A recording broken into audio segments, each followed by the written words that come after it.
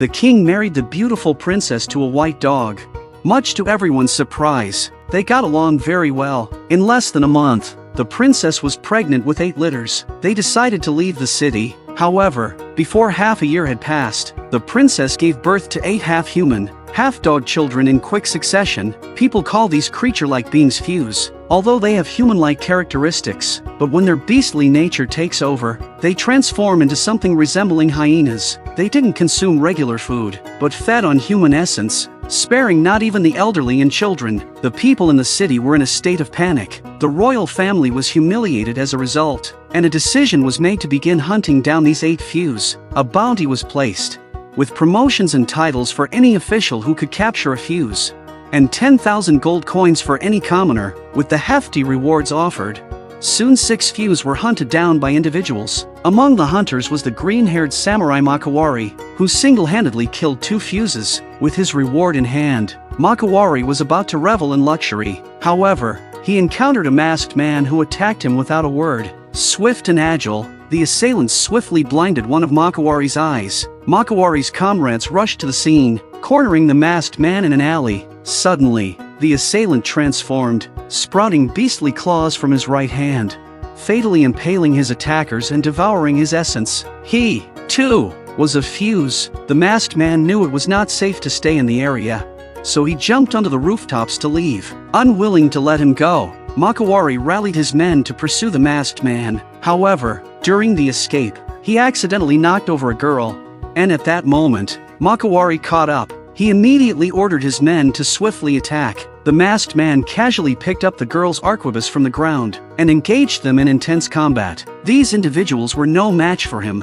and the masked man easily defeated them all. At this point, only Makawari remained. He was determined to avenge his eye. Putting forth all his strength, he launched an attack, but the masked man effortlessly evaded his moves. Subsequently, the masked man used one end of the arquebus to grip Makawari's neck and threw him into the river. Resolving the crisis, he returned the arquebus to the girl, but just then, another group of people came after him. Seeing this, the masked man gripped the girl and began to flee. Utilizing the power of the wild beast within him, he swiftly escaped with the girl from the scene. As the sunset drew near, they finally eluded the pursuit of the samurai. They learned each other's names through a brief introduction. The masked man's name is Shino, while the girl's name is Hamaji. Hamaji, who had previously lived alone in the mountains, surviving through hunting, had come to Edo at her brother's invitation. Illiterate, she wandered the city with a letter in hand. Shino, upon reading the address on the letter, realized it was nearby. To show his gratitude,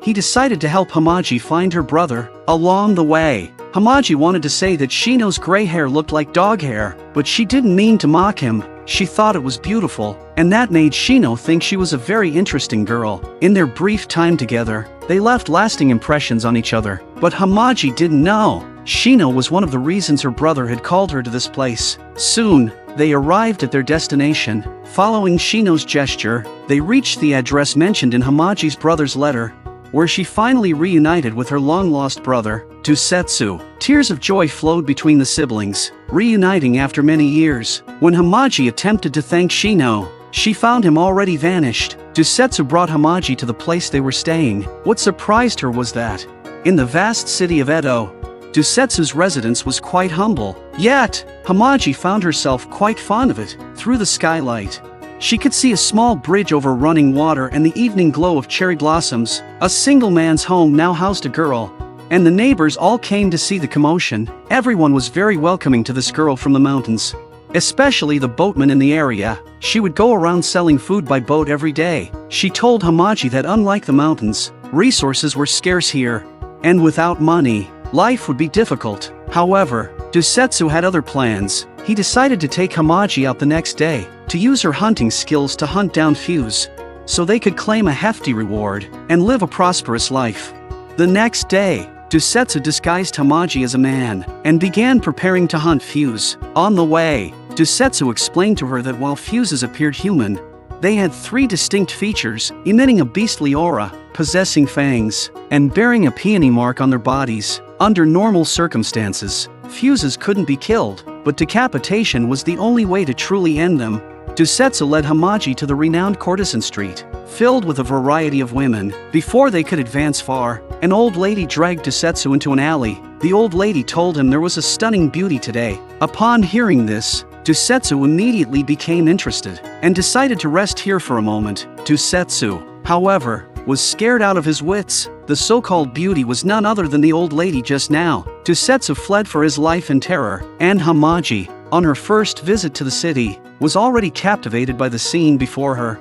She didn't even know Dusetsu was missing. Soon enough, she was also accosted by the women, who had no idea she was disguised as a man. They all wanted her to spend some money and rest here for a while. Fortunately, Shino arrived in the nick of time, rescuing her from the situation. Observing Hamaji's lack of femininity, Shino took her to a clothing store for a transformation. Surrounded by a dazzling array of women's accessories, Hamaji felt a mix of insecurity and anticipation. Shino selected the most magnificent kimono in the store for her, and the shop owner delicately adorned her. After dressing up, Hamaji became a completely different person. Shino couldn't help but feel a flutter of emotion at the sight of her new look. As the evening approached, Shino decided to accompany Hamaji back home. In the glow of the sunlight, Shino's shadow on the wall transformed into the likeness of a dog. Because he sensed the heat of essence within Hamaji, Shino almost lost control of himself, driven by his primal instincts.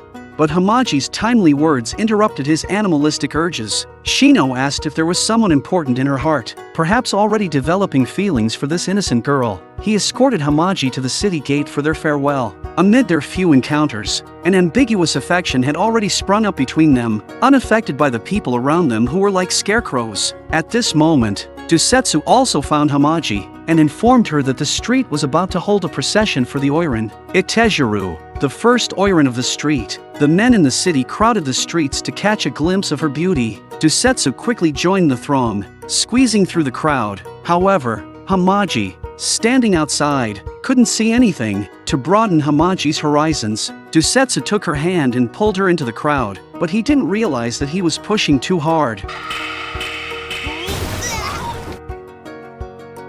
Just as Hamaji was about to leave, she sensed something amiss. There was a beastly scent emanating from Itaejuru, coupled with a peony mark on her leg. Alarmed, she quickly informed Dusetsu, who upon closer inspection noticed Itaejuru's fangs, confirming that she was indeed a fuse. Dusetsu loudly alerted the surrounding crowd. Itaejuru, no longer concealing her true nature, leaped up, shedding her heavy outer garments, preparing to flee the scene. Hamaji and Itaejuru followed closely behind. But Itaejuru ran like a hunting dog, leaving them in the dust. To capture her swiftly, they decided to split up and surround her. In no time, Dusetsu cornered Itaejuru in an alley, brandishing his katana. However, each strike was effortlessly dodged by her. Itaejuru leaps. She jumped to the top of the house. At that moment, Hamaji quickly locked onto Itaejuru's position. She immediately leaped onto the eaves, adjusted the arquebus range, and aimed it at Itaejuru's body. Itaejuru was struck by her shot, dragging her injured body towards a large tree. Meanwhile, she kept muttering the name of a person named Shinbei. At this point, Hamaji soon found her along the blood trail. From the start, Itaejuru had not harmed anyone, nor did she struggle or resist. For her, she had long known this would be her fate. Just a matter of time, she then handed a letter to Hamaji, asking her to deliver it to a person named Shinbei. This was her final wish. At that moment, Hamaji felt as if she had done something wrong. She agreed to Itaejuru's request without hesitation. At the same time, Dusetsu arrived. Itaejuru shed tears of despair. Amidst a roar, Dusetsu beheaded Itaejuru. Her head had now transformed into a dog's head. Hamaji discreetly tucked the letter into her sleeve, while Dusetsu was overwhelmed with excitement, as he had finally become a true samurai. And so, they traded Itaejuru's head for a hefty bounty. Lord Tokugawa rewarded them with a thick stack of gold. Finally, better days were ahead. Dusetsu promptly took Hamaji to a restaurant for a lavish meal. However, Hamaji, burdened with heavy thoughts, had no appetite at all. Perhaps she was pondering whether hunting down Fuse was the right thing to do. The next day, representatives from the theater invited Dusetsu and Hamaji to watch a play for free. Dusetsu agreed without hesitation. The play being performed at the theater was the story of Hakkenden. At first glance, Hamaji could tell that the protagonist was being portrayed by Shino. Legend has it that due to the kingdom's dire situation in war, the king proclaimed that whoever could bring back the enemy leader's head would marry his beloved daughter. However, fate played a huge joke, as the one who brought the enemy leader's head was a white dog. Yet the king's words could not be retracted, so he had no choice but to marry off the princess to the white dog. Unexpectedly, soon after, they gave birth to 8.5 human-dog hybrid children. From then on, trouble ensued. After the performance, Hamaji went to look for Shino, but unfortunately stumbled upon two thugs. Seeing Hamaji alone, they harbored ill intentions. In a critical moment, Shino appeared and swiftly extracted the essence of one thug, swallowing it whole. The other tried to flee, but it was too late as Shino's hand had already pierced into his body. After dealing with the two men, Shino, reluctant to face Hamaji, because Hamaji's essence had a deadly allure to the beast within him, he feared losing control of his animalistic side. Hamaji seemed to have already guessed his true identity, only mentioning wanting to deliver Itejiru's letter to Shinbei. However, Shino informed her that Shinbei had long passed away. It turned out Shinbei was Itejiru's child with a human, but due to business, Itejiru couldn't care for Shinbei, so she entrusted him to Shino's care. Unfortunately, Shinbei perished at the hands of humans. Hamaji and Shino could have developed a romantic relationship, but they didn't expect things to turn out this way. Shino left in sorrow. Hamaji also left tears of sadness. Clutching her arquebus, she cried all the way home, but as she walked, she lost her way.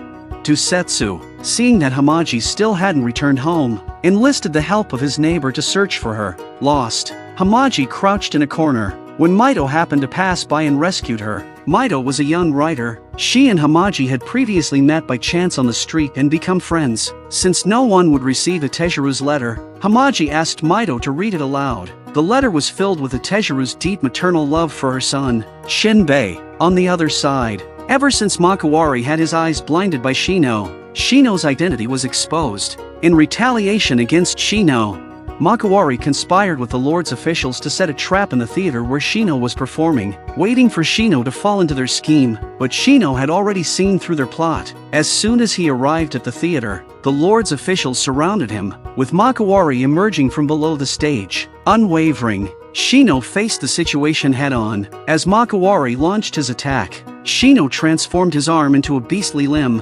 swiftly overpowering his adversaries. Shino was able to kill them all in no time. Seeing that Shino was indeed Fuse, his companions felt not fear but regret. Perhaps in their hearts, the alleged crimes of Fuse were mere fabrications. To swiftly end everything, Shino decided to infiltrate the inner city and eliminate the Lord, Tokugawa, who had issued a bounty on Fuse. Shino captured Makawari as a hostage, but in the eyes of the chief guard, Makawari was deemed worthless. He ordered the artillerymen to attack at will. Feeling betrayed, Makawari revealed Tokugawa's location to Shino. Upon hearing this, Shino immediately set out to find Tokugawa. When Makawari showed up, he was shot at by the artillerymen as if he were the enemy. Filled with anger, Makawari decided to turn the place into a sea of flames before his imminent death. So, Makawari ignited the area with a torch. Meanwhile, Shino charged up the city wall. Hamaji appeared on the wall in the kimono that Shino had given her. She would not allow anyone to harm Shino, and immediately used her arquebus to attack the Lord's guards. Afterward, she went in search of Shino. On Shino's side, he fought his way to the rooftop where Tokugawa drew a precious sword from a painting. An enraged Shino also began to transform into a beast. The two were set for a fierce battle. In reality, Tokugawa was possessed by the former king. The former king considered his grandson a group of monsters, which was a great humiliation. He swore to kill them all. After several rounds, they were evenly matched. But Shino, using his beastly body, managed to grab the opponent's weapon, and then punched through the king's body. As the king vanished, Tokugawa regained himself. Shino did not eat his essence, because if he did, he'd be no different than a demon. He then looked out at the smoky city from the rooftop. Contemplating the human disgust towards him, he contemplated jumping off to end it all. At that moment, Hamaji appeared, using the end of her arquebus to hook Shino.